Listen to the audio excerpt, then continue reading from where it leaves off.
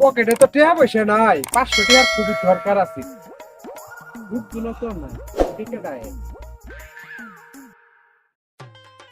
এ ভাই,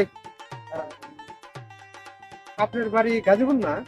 না ভাই, আমার বাড়ি কুড়িগ্রাম, কুড়িপুর থানা। ওই বড় পুকুরটার পাশে।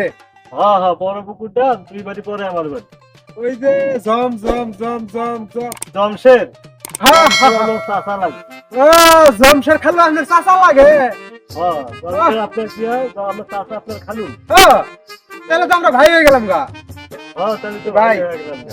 আমার একটা বিপদ হচ্ছে, মানে 500 টাকা পারবেন, আমি আবার দিয়ে দিই রাতে। এখন আপনি পরিচয় দিলেন ভাই হন, এখন তো বিপদ তো আপনার। আমার কাছেও টাকা নাই, 500 টাকা। তা দিবেন কবে? এই 2-3 দিন পরে আমি আপনার দিয়ে দিব। নেন, আচ্ছা ভাই, দিয়ে দিন। আচ্ছা ভাই, ধন্যবাদ। আসি ভাই, হ্যাঁ। কি করলাম, আমি কিনলাম না, জানলাম না। আমার 500 টাকা লইয়া গেল গা, আমারে বলদ বানাইয়া নিয়ে গেল গা।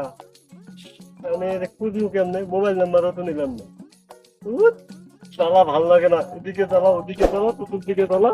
এ বাবুল ভাই, ভাই কি হয়েছে ভাই?